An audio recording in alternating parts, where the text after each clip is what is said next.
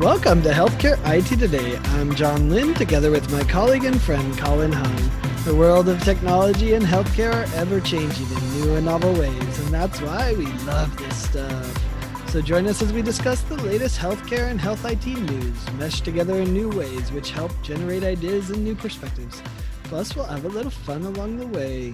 In today's episode, we'll be discussing the hot topic, information blocking and the legislation around it. And be sure to follow the show on Twitter at the hashtag HITSM and our personal accounts at TechGuy and at Colin_Hung. Plus, check out our 15 years of health IT blog content at healthcareittoday.com. Colin, do you information block? Yes, but not as it related to healthcare records. not illegally. yeah, yes. I may information block how many of those maple sugar cookies I've eaten. And is that what it is? So you haven't been able to bring them to the U.S. to share with your U.S. counterparts. You're eating them all yourself. that's pretty much what happened. Like I had bought some because I was anticipating hymns right back in March of last year. Yeah, so I had bought a few boxes to bring with me, quite a few boxes to bring with me.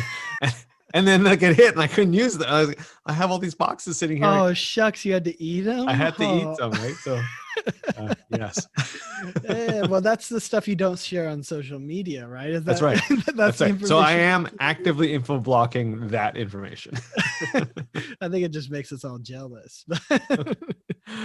No, but so I'm going to ask you, John, because as a Canadian, we don't have that rule yet. I'm sure we'll get one soon, but like maybe for the benefit of our listeners, you could just quickly describe what info blocking and what that term really means. Well, it's interesting you bring up the international perspective. Do Canadians care about information blocking? Or, like here where there's reasons why we do. And I think there were many reasons why healthcare organizations didn't want to share info is because there's competitive pressures, right? And so you don't have that same experience, I think, in it's probably different dynamics in Canada, right? Because it's government run. But here, we're almost saying, hey, share your customer list with the neighbor across the street. And that's a scary thing for a lot of organizations. Now, I think it's overplayed. So anyways, long story short, the 21st Century Cures Act, which I always confuse with the CARES Act, which came out as part of COVID, but the 21st Century Cures Act essentially has a number of information blocking and health data sharing rules that are included in it. Now it's 1,244 pages, so we're not going to really cover all the details in a 30-minute episode, but at a high level, it's essentially saying you need to give access to the data to patients. So if a patient wants access to that data, you have to give them access to that data. And in many cases, it needs to be electronic access to the data because we've always had the HIPAA regulations of release of information. They could get access to the data. So, these new rules say you are not allowed to block a patient from accessing that data. So that's the one part. The second part is actually third-party app access to the health information using some sort of API. And there's a whole series of things about, what should be available in the API. Can you charge for that data in the regulations? Is it allowed to charge? At what level can you charge? So that's API access to the data. And there are a few exceptions that are allowed even for the patient access to the data. Where it's at the health and safety of the patient, you shouldn't share. Anyway, I forget, 7, 9 exceptions. There's a whole bunch of exceptions, but they're all pretty reasonable exceptions. And for the most part, it's saying if the patient wants the data, you need to have it. Now, there were a few other minor things, some efforts to try to address the gag clauses that some organizations have put in. And then there's also a number of things on the health plan side, which certainly I'm not as familiar with since we focus so much on the provider side of things. But yeah, health plans have to share a bunch of the patient data. They also need to provide a directory through some sort of API. And so that's the core elements of information blocking. Yeah, I'd read also AMA website, the American Medical Association, that part of the background of why the info blocking came about in the act was also to help clinicians who were essentially being companies holding that data in the EHR hostage. Yeah. And I don't mean hostage in a sort of super negative point, but in the inability of some systems to actually get the data out in a clean manner. Like, you have to be able to allow clinicians to access their own data when they want to, when they need to, and you can't prevent them by putting up these high barriers. Right. It was almost like a lock-in of employment for that provider, that doctor, because if they can't take their data with them, can they take their patients with them? And, and certainly that's harmful to patients is how they see it. And so that they shouldn't allow that, because the patient should be first. And, that doctor, if they decide to leave, should have access to that data to provide the best care to that patient. Now, some people have said that, do we even need this? Like, did we even need these rules around info blocking? And couldn't healthcare get its own act together? Like, why did it take sort of a piece of legislation from the government in order to kind of push this forward? And of course, there was a lot of controversy at the beginning where some leaders in the healthcare community were just kind of like, no, like, this is actually going to have the reverse impact. It's actually going to harm and stop information sharing because of all these new guidelines. Can you maybe talk to me a little bit about that? Yeah, I think there's a number of elements here. And certainly bad legislation could have a harmful impact, right? So, I think we never want to discount that, right? That if we prescribe what information blocking is and isn't and how the data sharing should happen, then people will usually teach to the test, right? I don't know if Right. where like they just go to that level and they don't do anything more. So in some ways it could repress interoperability if it's done the wrong way. I don't think that's what's going to happen with this. I think this is going to open up a number of healthcare organizations to be able to share in ways that they didn't before. And it's going to kind of force their hand to be able to do some of that. Some of it is a little concerning. I know CT Lin from UC Health in Denver, he said that, hey, yeah, the regulation requires you to share all the data with the patient immediately. And they had a very sophisticated open notes effort and lab results effort where they were very specific and shared it as quickly as possible, right? But sometimes when you have a cancer diagnosis, do you want to share that immediately, or do you want to have someone there that can help walk them through what does this really mean, a positive result, and how does, what are the next steps, and to kind of walk the patient through it. So in that way, it's somewhat controversial to do those results immediately to the patient, but we're going to see, and we're going to, at the end of the day, we're going to navigate that, right? We're going to, maybe that means that you have to pre-counsel the patient about what a positive result could mean and what it couldn't mean. And so I think we'll adjust to it, but that's an example of the controversy that's happening. But should it be controversial that we should give patients access to their data? Now, I think some patients take it too far and say that's my data. Well, it is your data and you should have access to it. No one disagrees there or shouldn't disagree there. But should the doctor have own access to that data as well, since they're the ones that collected it, they're the ones that documented? Yeah, they should have it for their purposes. So I think that's where some of the controversy comes. And then also some of the competitive pressures around, some vendors wanting to lock in that data to prevent other vendors from accessing it through an API and maybe undercutting them on some feature set. So I think that's probably the most controversial part. Yeah, like with any, I mean, I guess it's not good legislation unless everyone is mad at it, some portion of it, right? But I definitely can see the vendor side, and we will dive into that a little bit later. But that whole thing around should this legislation even exist? Did we even need it? And the answer was, yeah, we did. In my mind, I look at it and go, well, clearly we spent years trying to do it on ourselves as an industry. We had an opportunity to do it with the meaningful use days and the implementation of EHRs when they first happened, and clearly it wasn't a priority. You Yep, could argue it wasn't. it's because they were prescriptive on what would needed to be in the EHR, and that wasn't one of them, right? But There were so many other things to incentivize. I think that was the problem. I wrote an article back in the Meaningful Use Days that said, hey, let's throw out all the requirements and just say you have to be interoperable. And let's not be so prescriptive. And guess what? The only way to be interoperable is to adopt an EHR, right? Like, you're not going to be interoperable, without it. But anyway. that fell Yeah. on deaf ears. No, I mean, so I think it's necessary. I just think, like the controversy will find a way through all of this stuff eventually. But the one thing that worries me as a patient, and I hear sometimes from the patients on Twitter, is, having access to the data is one thing, having meaning out of that access is another. Like, am I going to be able to interpret what is being shared with me? Do I even know?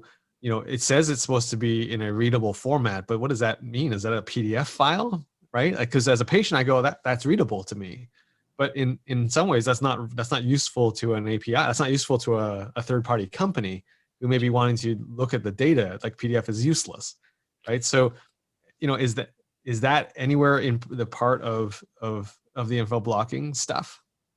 Yeah, well, that is the challenge, is making it useful for a human versus making it useful for a computer. Right. Those are different things. And Judy from Epic is famous at saying patients don't really care, and she has good data to back that up, because they rolled out my chart and no one used it. Right, I mean, practically no one used it. But it kind of doesn't matter. That's not the point of this, right? The point is the patients where it is useful, and the patients that do want to have access should have access to it. Whether you think it's useful for them or not is kind of, it doesn't really matter what you think in that regard, right? It matters that, hey, if they need it and they want it, you should make that access available. And so I think that's what this legislation is pushing forward, is saying it, like, let's make it available to the patients, regardless of the value that it creates. And I think that's okay, because we actually saw this with meaningful use as well. A lot of people are like, oh, meaningful use didn't achieve the value that it should have created from 36 billion. And do I agree it could be done better? Absolutely. But did it not create any value? No, it set the platform for everything that we're experiencing today around AI, around robotic process automation, around all these analytics and clinical decision support that we wouldn't even be able to think about if we hadn't done the EHR implementation in the first place. Oh, I totally agree with you there. I mean, we could have done more, but I think that's true of anything. But what it did achieve, it did lay the groundwork, which was what it was meant to do way back when. Yeah, and this is going to do that too, right? It's laying the groundwork for access to data. So then we know, oh, what access is useful, what access is not, and entrepreneurs and creative people can build on that. Absolutely. Hey, if you're just tuning in, you're listening to Healthcare IT Today with John Lynn and Colin Hung. Today, we're talking about the new info blocking rules that are coming into effect. We're kind of exploring a little bit about what that means and why it even exists. So, John, let me ask this, because I think this is where the rubber meets the road. What do you think this new rule will have in terms of impact on providers and vendors? Yeah.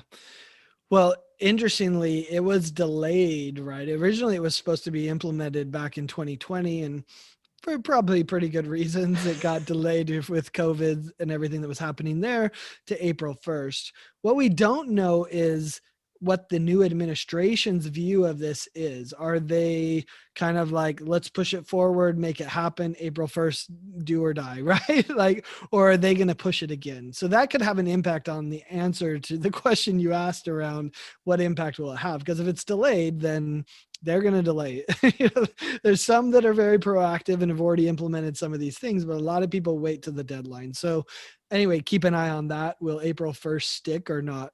But let's say it does stick, right? What impact will it have? I actually think it will enable patients in a really, really great way. Our colleague Shahid Shah described it perfectly. What the regulation basically says is, if I have a website called hackpatients.com that actually hacks into patient data and sells it on the on the dark web, and I as a patient say, hey, I want to connect my data to hackpatients.com so I can sell my data on the dark web, you have to allow me to do that. Now, is that a good thing? Well, hopefully patients are more educated than to go to a website like that literally is planning to abuse your data. And so, there is that concern that patients will use it improperly. But I actually think most patients that want access to their data are quite sophisticated and they have a good understanding of what privacy means. And also, interestingly, whenever you talk to a chronic patient who likely is going to pass away in the next year or two, they don't care about privacy. And guess what? That's their right. They can choose to, go against that and share all their information if they want. So I think that's one major impact that I'll be watching is, will patients use the data appropriately, and will they use it on systems that actually safeguard their privacy or not? There is that question out there. Yeah, I mean, I think first of all, if it is April, which is a big if, you're right. I mean, given everything that's going on, we can never bank on anything with the government these days. Yeah, COVID. And it would make sense both ways in my mind. If they delay it, it makes sense. If they don't delay it, also makes sense, right? Yeah. Like, because if COVID has shown us anything, the need to share data amongst providers is critical. And if info blocking can help with that, then, who wouldn't be for that, right? Because, this despite having had a year of doing this with COVID, there are still a lot of instances that I'm hearing about where it's sneakernet, it's printed off faxes, and that's what is that's what the interoperability levels we're at, right?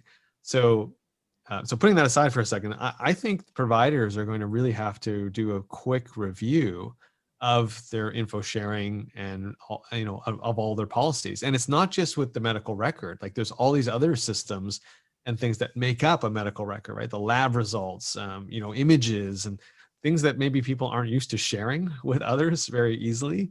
And like you said, like you may get some oddball requests coming at you, and how do you handle those? And how do you verify that it was the patient that really requested it? And all these kinds of things, I think, are going to have to come under the microscope. So I foresee a few audits happening internally at many providers. Well, and interestingly, there's a number of vendors and provider organizations that are trying to figure out how do they educate the patient on proper use of their data, right? And trying to take a more proactive role, not to force them to not use an app that they're trying to use, but just to educate them on the risks associated with that type of sharing so that they can understand it. And I'm sure some people will go too far and too short, and they'll scare people when they shouldn't scare them, and that's fine. I mean, that's part of the learning process here. But I think, to your point, I think many provider organizations are going to think, oh, my vendor's got it. And I think that is a scary viewpoint, because if that's what you're approaching this as, I think come April 1st, if it goes into effect, you're going to be scrambling, right? Because you're going to realize, oh, there's a bunch more I need to do. It's not just my EHR vendor that's going to implement it, and I check off my 21st century cures box. There's some internal stuff that you're going to have to do, and you're going to have to deal with if you want to be compliant with this law. So, luckily with the delay, I think people, they were starting to wake up back in October when it was about to go into effect.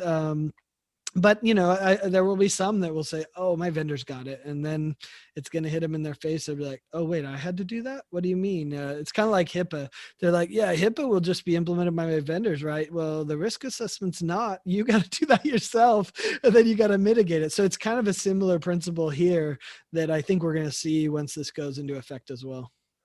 Yeah, and I want to dive into that a little bit, the impact on vendors. I mean, I think in the short term, I think it's fair to say most vendors know that this is coming. I think the days of if this was coming are gone now. I mean, obviously it's coming. So hopefully, I hear a lot of them have been working on this, right? If they weren't open or had the APIs there, they're certainly working on them, or they're already there. Whether or not they're actually being used or useful, it's a whole different story. But at least the mechanism to make data sharing a little bit easier is there. But they're not responsible, as you're pointing out, John. They're not responsible for the policy of how that's used or where that's used. Right? Yeah. They're just enabling the tunnel or the ability for you to do it. You, as an organization, still have to figure out where does it apply, where doesn't it apply. I mean, Yep. what happens if what happens if a doctor leaves? Do they get to have access to that data? Right? Like, what if that contravenes their employment law, right? Like, Yeah. there's Do you have all to these change things. those contracts? That's a great Yeah, point. exactly. Um, so I think that's going to happen in the short term, but I think in the long term, and you touched on this before, you know, I think the gold standard of openness was sort of GPS data, and how the government Hmm. opened up that information and made it shareable and made it available to everyone. And look at all the innovation that's happened around having GPS available to us, right? Yep. Will that happen with this in terms of health data? I think over the long term, it could. Hmm. I think, now that we have the laws to say, hey, you have to provide access to third party, especially to developers, I think now there might be a little bit more willingness for people to dive in with some innovation now to say, hey, okay, I can now finally get and unlock that door that was blocked to me before around the EHR. And now I can apply this algorithm, this technology, this thing to all of that data that's behind this locked box that I could never access before. Yeah, I still think back to Jonathan Bush when he was at Athena Health. So it's a number of years back. But he said the basis of competition should not be around interoperability of health data. And sadly, we're still not there. And so hopefully this will push that forward to that vision, because it shouldn't be around that. There's plenty of other ways to differentiate yourself as a software vendor. And I'm hopeful that you're right, that these APIs and access to the data will enable a surge of entrepreneurship that could have been happening. And many healthcare organizations would be like, sorry, if it doesn't integrate with our EHR, I can't implement you. And so hopefully it will open up that wave of innovation from entrepreneurs to be able to integrate with EHR vendors and a lot of other data, like you said, lab data, ERP data, et cetera, right? To be able to implement the systems and innovations that need to come from these entrepreneurial companies. So I think that's interesting. My one fear, though, from the vendor community is that they're going to turn this into another line of business. So access to the data through these APIs is going to become a line of business and a source of business for them. Now, the argument is an interesting one, right? Because they are doing some work maintaining APIs, maintaining the data, et cetera. There's work involved in that. And so they should be compensated in some way. But if they turn it into a business, right, then that will actually stymie the innovation of entrepreneurs, because they're essentially taxing any sort of innovation around access to health data that a lot of entrepreneurs can't afford to pay. So it'll be interesting to see how that plays out, and if the provider organizations get behind the vendor and say it's fine to charge that, or if they kick back and say, no, we need access and you better charge a fair fee. Right. Like, yeah, because you hit the nail on the head there, John, because there's nothing there that says you can't charge. It just says you can't actively block it. Now, I would assume that there might be a case to be made where if it's an exceedingly outrageous charge and it's not reasonable, that is effectively info blocking. But that would require someone to test the law in that way. And I don't know if a small vendor especially is going to want to do that, right? Well, and the law has some restrictions on how much you can charge for APIs. So it does, but interestingly, it's very similar to the ROI model, where there was restrictions on how much you could charge for a copy of your paper. So I think we're going to go through a similar kind of falling out and understanding. But what's interesting, in paper, it was harder to scale, right? Like, Right. okay, sure, you can copy 60 pages and put it in whatever, like, but here you could do 1 million transactions in a day. I mean, we just saw Direct Trust pass 2 million direct messaging, or 2 billion, sorry, 2 billion with a B transactions since their start, and 1 billion just in the last 18 months. Now imagine that as a business model. That would not be good for any any healthcare organization or startup company if you have to charge, even if you're charging a fraction of a cent. We've seen how successful Google's doing it, charging fractions of cents for clicks, and they do pretty well, huh? But I can say, because we both do work with healthcare startups, and we obviously talk to a lot of them when we are traveling to conferences and things. Access to that data that's locked away. And I don't want to just pick on EHRs, but lab systems and other systems like that has been a big barrier to them gaining success or a foothold in healthcare, because as soon as they go, oh, I have this amazing technology and it can really help, the the next question is, great. Oh, you need access to my EHR. Oh, wait, that's going to be like 19 months to get that done. And I have to prioritize you amongst all the other things I'm doing. And that's the info blocking rule doesn't fix that. It doesn't fix the prioritization, right? So I do worry like you, but at least I hope it gives entrepreneurs hope to say, okay, at least there's a door now, where before there was nothing. There was no even doorway into that data. Sometimes the conversation goes the other way. Do you integrate with my EHR? No. Okay, then we don't even have any more conversation, which True. is kind of sad, that so much of the innovation and potential is built into that, but it's kind of the reality for a lot of organizations. So yeah, I agree. I think it is, does this solve all information blocking and access to data? Definitely not. But is it a step in the right direction? I think it is. Yeah. And I think, above all, I would it is, as you said at the top, it's 1,000 pages long, the Cures Act. It is not even, it's heavy reading. But there've been some pretty good interpretations of the info blocking rule that have been published. The American Medical Association's got a really good one. The American Hospital Association's got a pretty good one about what info blocking means to providers. And, I would definitely encourage any listener to go out and read some of these materials that are out there to get, familiarize yourself with some of the potential changes you might have to make internally to accommodate this new legislation. Yeah, well, it's the future. So, I think we have to get on board with sharing somehow because it's the right thing to do for patients. So I'm hopeful that the new Biden administration will continue those efforts. It's one of the only bipartisan things out there is that sharing data with the patients is the right thing to do. So hopefully that continues. Listen, thanks to all of you who tuned into this episode of Healthcare IT Today. Find out more details about our show by checking out the programs page on healthcarenowradio.com. And please share your voice and engage with the community at healthcareittoday.com and on Twitter using the hashtag HITSN. I'm Colin Hung, my friend and health IT collaborator John Lynn. Thanks for listening and have a great week.